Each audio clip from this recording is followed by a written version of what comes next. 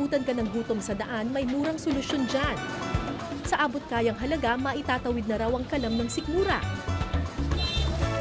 Nagkalat na kasi sa lansangan ng pagkain ito na mamantika at masebo man.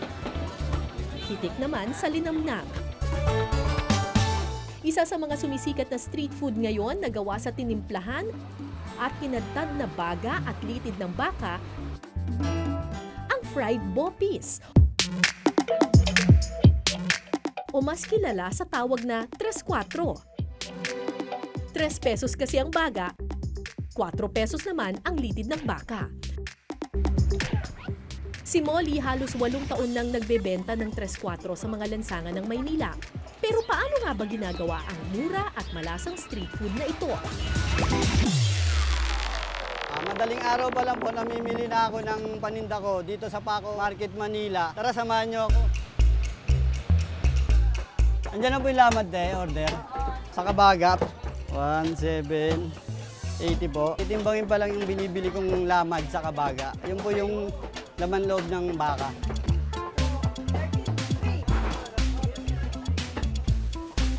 Ito po yung baga ng baka. 7 kilos po ito.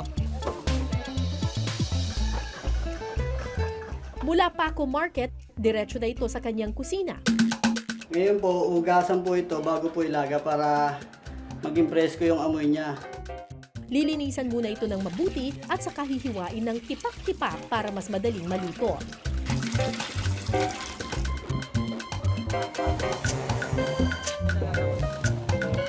Palalambutin ang baga ng baka sa loob ng 1.5 oras. Hahanguin at hihiwain sa maliliit na piraso tulad ng sa bopis. Saka ito titimplahan ng pampalasa. Ngayon, lalagyan ng suka, toyo, asin, pampalasa, asukal, coloring. Hahaluin itong mabuti saka tutuhugin ng maliliit na stick. Ito po yung street food na kung tawagin ay baga ng baka. Halos parehas lang din ang proseso na gagawin sa lamad o yung pinaghalo-halong litid at balat ng baka.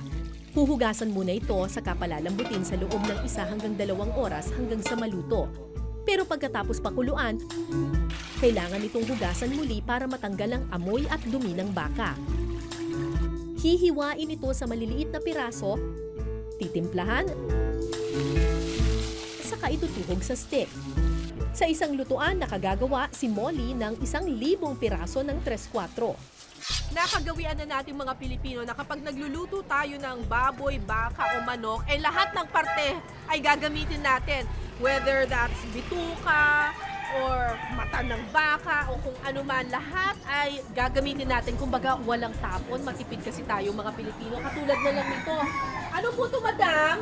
Chicharong bulaklak. Chicharong bulaklak. Patikim ha. Chicharong bulaklak.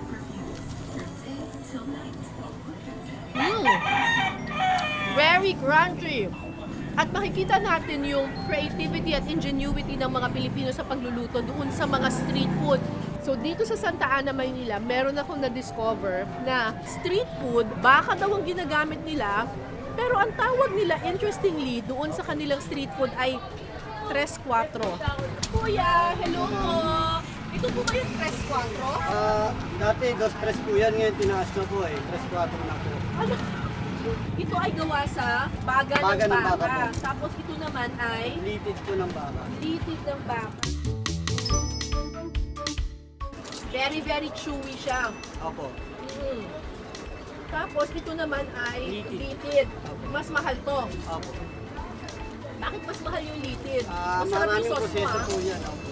Kasi matagal po pakuluan, saka lilinisin po talaga ng maigi po. Ito talagang parang bubble gum eh, no? Opo, yun po talaga yung sikreto po niyan. Yun po yung masarap po dyan. Nguya-nguya yun po. Actually, mas gusto ko yung lasa nito, yung baga, kesa doon sa litid. Kahit na mas mura siya. Ayun po yung sikreto niya. Sabi nila bakit daw malilit kasi po para kung lalaki yan kasi matagal siyang nguyain eh. Yung liit niya, pag maliit lang, mas malalasama Alam mo na siya. ngayon kung bakit ang liit-liit Oo, niya. yun. Kasi hindi mo siya kakayanin Oo, nguyain. pag malalaki po. Dahil medyo Medyo maano po siya. Ako may na po. tunap ng konti. medyo parang nalalasahan mo yung parang yung may Nam-nam. sebo nung ng baka. So, mas magandang lagyan mo na siya ng sauce para ma-neutralize kahit papano. Medyo contemporary na yan. You have to, one of the most imaginative forms of cooking is street food. Nag-i-emerge yan at ginagamit ng mga nagbebenta ng pagkain sa kalye ang imagination nila o maaring terminology ng mga nagkakatay o mga nagpe-preparasyon. Kaya 3-4. Pero pop culture yon. Very pop culture yon kasi nababansagan. Dalaman nito'y sarap at ginhawa sa bulsa. Payo ng mga nutritionist, hinay-hinay sa pagkain ng mga ganitong uri ng pagkain. Ang baka at saka ng iba pang organ meats, mataas siya sa purine na kapag kinakain natin in high amounts, tumataas yung ating uric acid sa dugo. So kung ikaw ay may taong may gout o hyperuricemia, mahalaga na maiwasan natin yung mga gantong uring klase ng karne.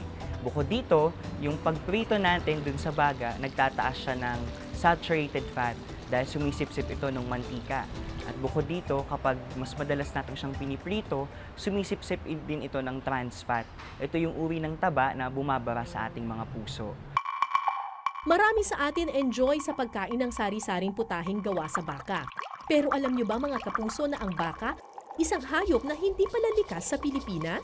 Dala ito marahil ng mga Espanyol mula Mexico noong 1586 panahon ng kalakalang galyon.